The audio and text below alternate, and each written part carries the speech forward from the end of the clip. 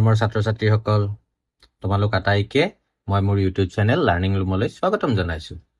আশা কৰোঁ তোমালোক সকলোৱে ভালে আছা আৰু ঘৰত খেলা ধূলাৰ লগতে পঢ়া শুনাও কৰি আছা। আজি আমি চতুৰ্থ শ্ৰেণীৰ ইংৰাজী কিতাপৰ দ্বিতীয় lesson the ant and the grasshopper নামৰ পাঠটি আলোচনা কৰিম। আশা কৰোঁ তোমালোক সকলোৱে পাঠটি মনোযোগেৰে চাবা আৰু কিবা নুবুজিলে মোক কমেণ্টত জনাবা। ঠিক আছে, তেনেহ'লে আহা আমি পাঠটোলৈ আগবাঢ়ো। চোৱা, lesson 2 the ant and the grasshopper. The ant মানে হৈছে পৰুৱা, এণ্ড দ্য গ্ৰাছহপাৰ গ্ৰাছহপাৰ মানে হৈছে ফৰিং। ফৰিং তোমালোকে দেখিছানে? চাবা, the ant and the grasshopper. ইয়াতে কি কৈছে? Discuss with your friend what the squirrel is doing. Squirrel মানে হৈছে কেৰ্কেটুৱা। ছবিটোত দেখিছানে?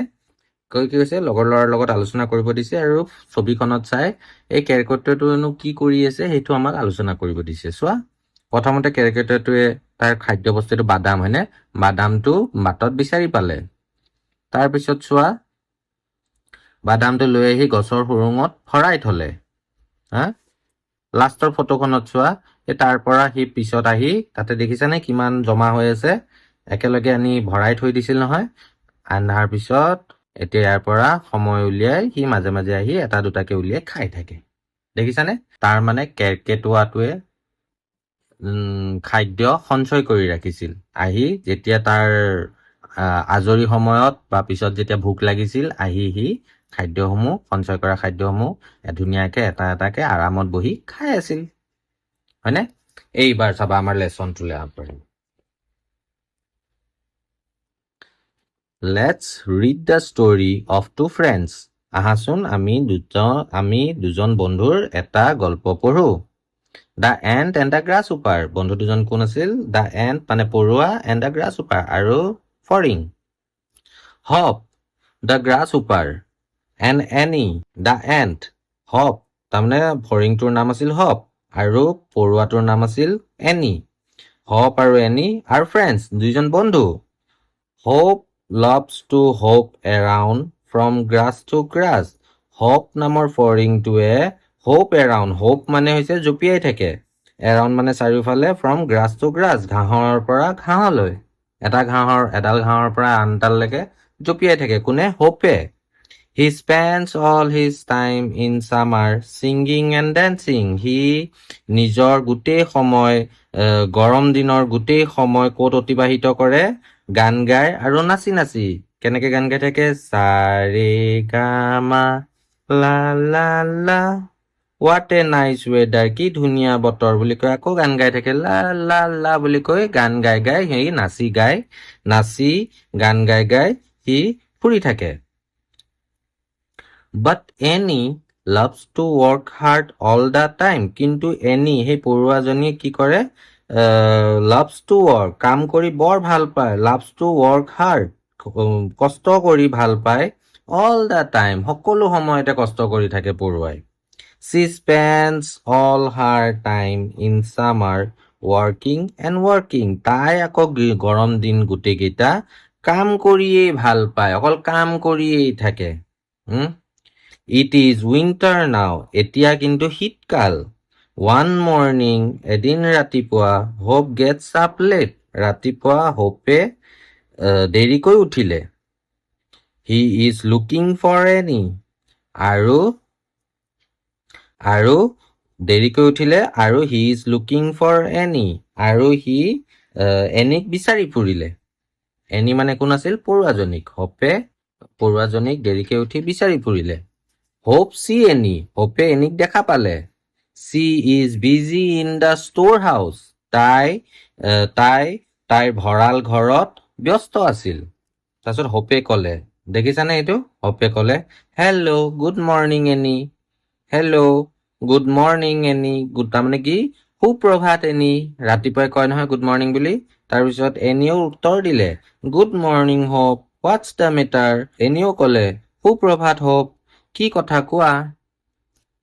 তাৰপিছত হোপে ক'লে, আই এম ভেৰি হাংগ্ৰি, মোৰ বৰ ভোক লাগিছে। Will you please give me some food, তুমি মোক অকণমান খাদ্য দিবা নেকি? এনেকে ক'লে। তাৰপিছত এনিয়ে কি ক'লে I have a good store of food মোৰ বহুত খাদ্য জমা আছে didn't you store some food for winter তুমি শীতকালৰ কাৰণে তুমি ঠাণ্ডা দিনৰ কাৰণে খাদ্য জমা কৰা নাই নেকি তাৰপিছত হপে ক'লে ন' দেখিছানে মূৰটো তল কৰি কৈছে তাৰ মনটো বেয়া লাগিছে ন' আই ডিড নট ন' মই নহয় নাই কৰা I spent my days singing and dancing মই মোৰ গোটেই দিনবোৰ গান গাই আৰু নাচি নাচি পাৰ কৰিছিলোঁ তাৰপিছত হপে কি ক'লে এনিয়ে ক'লে ভেৰি বেড হোপ বৰ বেয়া কথা Hop we should think about our future আমি আমাৰ ভৱিষ্যতৰ কথা চিন্তা কৰা উচিত we should save some food for winter আমি ঠাণ্ডা দিনৰ কাৰণে অকণমান খাদ্য জমা কৰা উচিত এনিৱে যি নহওক আই উইল গিভ ইউ চাম ফুড দিছ টাইম মই তোমাক অকণমান খাদ্য এইবাৰৰ কাৰণে দিম তাৰমানে দিছ টাইম অকল এইবাৰৰ কাৰণে বাট অনলি দিছ টাইম কিন্তু অকল এইবাৰৰ কাৰণেহে তাৰপিছত লাষ্টত হপে ক'লে thank you very much Annie ধন্যবাদ বৰ ধন্যবাদ Annie I have learn a lesson মই এটা ডাঙৰ পাঠ শিকিলোঁ ফ্ৰম নাও অন এতিয়াৰে পৰা আই উইল ৱৰ্ক হাৰ্ড ময়ো কষ্ট কৰিম I will also' save food like you ময়ো তোমাৰ নিচিনাকৈ খাদ্য জমা কৰিম তাৰমানে বুজি পালানে তোমালোকে পাঠটোৰ পৰা আমি কি শিকিলো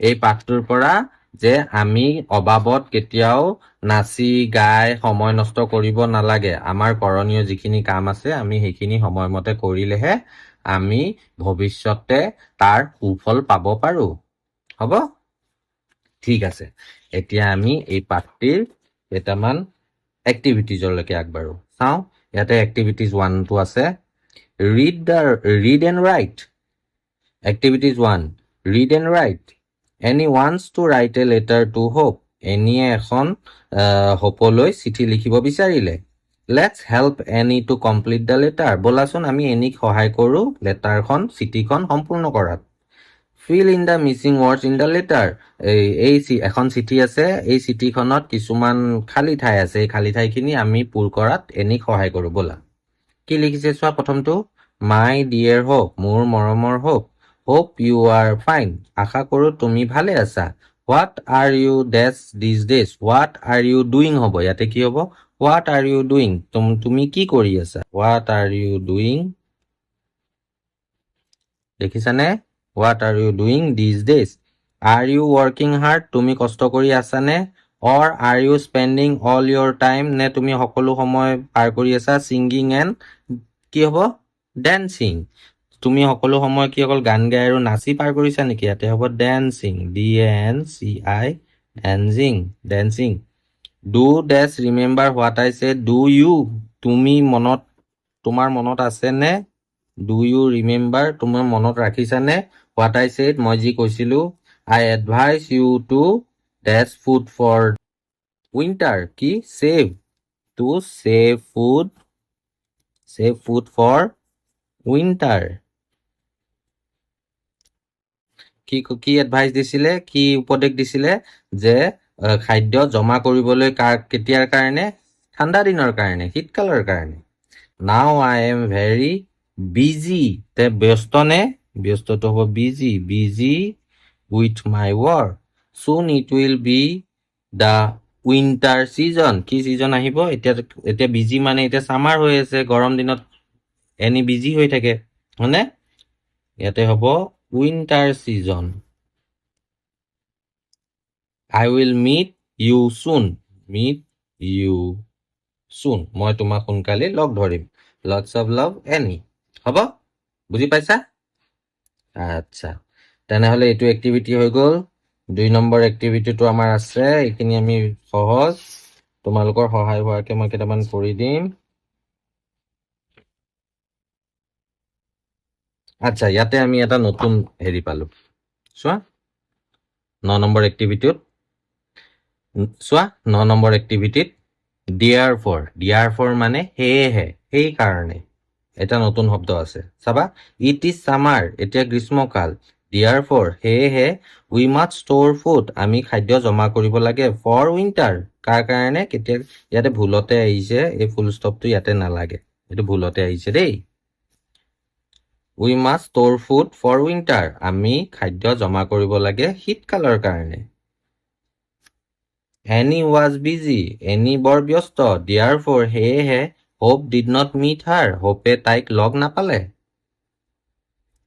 Annie and Hope are friends Annie আৰু Hope বন্ধু আছিল Hope বন্ধু সেয়েহে therefore Annie help Hope সেইকাৰণে Annie Hopeক সহায় কৰিছিল Annie আৰু Hope বন্ধু আছিল কাৰণেহে Annie Hopeক সহায় কৰিছিল বন্ধু নহলে অচিনাকি মানুহক জানো Annie খাদ্য দিলে হয় নিদিলে হয় হ'ব ঠিক আছে আমি 10 নম্বৰ এক্টিভিটিটো চাওঁ ইয়াতে কেইটামান শব্দ দিয়া আছে busy tiny hard working together line হয়নে এই শব্দকেইটা আমাৰ এই তলৰ বাক্যকেইটাৰ কোনটো কোড কি হয় কোনটো কোড বহে হেতু আমি তাৰ অৰ্থৰ মতে আমি বহাব লাগিব বিজি মানে হৈছে ব্যস্ত টাইনি মানে হৈছে সৰু হাৰ্ড ওয়াৰ্কিং মানে কষ্ট কৰা টুগেদাৰ মানে একেলগে লাইন মানে শাৰী এতিয়া আমি লাইন কেইটা পঢ়িলে আমাৰ কোনটো শাৰীত কোড কি বহিব আমি গম পাই যাম দা এণ্ট ইজ এ পৰুৱা এটা ডেছ ইনসেক্ট পতংগ স্মলাৰ দেন এ বি মাখিতকৈও সৰু তাৰ মানে টাইনি হ'ব ইয়াতে দা and is a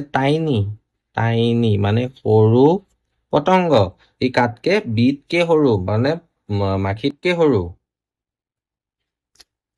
Ants are always this they hardly take a rest এই সদায় তাৰমানে কি busy Ants are always busy পৰুৱাবোৰ সদায় ব্যস্ত they hardly take a rest তেওঁলোকে কেতিয়াবাহে ৰেষ্ট লয় তাৰমানে আৰাম কৰে সি নম্বৰটোত কি হৈছে they are very dash insect তেওঁলোক বৰ dash পতংগ তেওঁলোক বৰ hard working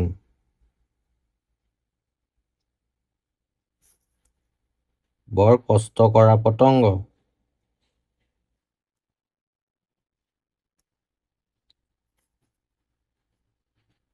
hard working এটো ইয়াতে আহিব they are not lazy তেওঁলোক lazy নহয় তেওঁলোক এলেহুৱা নহয় ants always move in a dash just like soldiers তাৰমানে কি সৈন্য সেনা বাহিনীৰ নিচিনাকে পৰুৱাবিলাকে সদায় এটা শাৰীত যায়নে ants are move in a line এটো লাইনটো আহিল লাষ্টত কি আছে ই নম্বৰটোত ants like to work dash they do not usually work alone together এটো হয় পৰুৱাবিলাকে সদায় একেলগে কাম কৰে হয়নে তুমি পৰুৱাবিলাকক কাম কৰা দেখিছানে একেলগে কাম কৰে they do not usually work alone তেওঁলোকে অকলে কাম নকৰে হ'ব